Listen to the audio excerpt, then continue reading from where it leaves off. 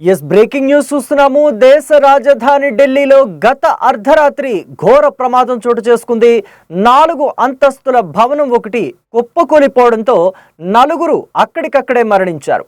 శిథిలాల క్రింద మరికొందరు చిక్కుకుని ఉంటారని భావిస్తున్న అధికారులు సహాయక చర్యలను ముమ్మరం చేశారు. ఈ ఘటనలో ఇప్పటి వరకు 4 మరణించగా శిథిలాల క్రింద మరికొందరు ఉన్నట్టుగా అనుమానిస్తున్నారు అధికారులు. అయితే ఢిల్లీ పోలీసులు ఎన్డీఆర్ఎఫ్ బృందాలు సంఘటనా స్థలానికి చేరుకుని సహాయక చర్యలు కొనసాగిస్తున్నాయి. కూలిపోయిన భవనంలో నిర్మాణ పనులు జరుగుతున్నాయని తెలుస్తోంది.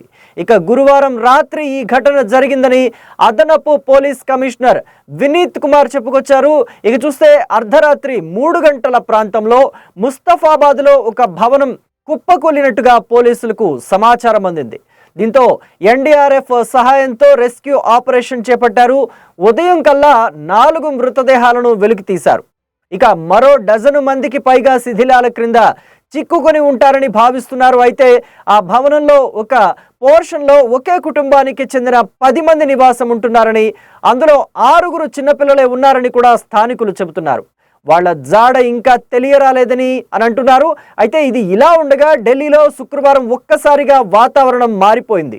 ఈదురుగాలులతో కూడిన వర్షం పడింది. ఈ ప్రభావంతోనే భవనం కూలి ఉండవచ్చనే అనుమానాలు వ్యక్తమవుతున్నాయి. గత వారం కూడా ఢిల్లీలో ఇలాంటి ఘటనే చోటు చేసుకుంది.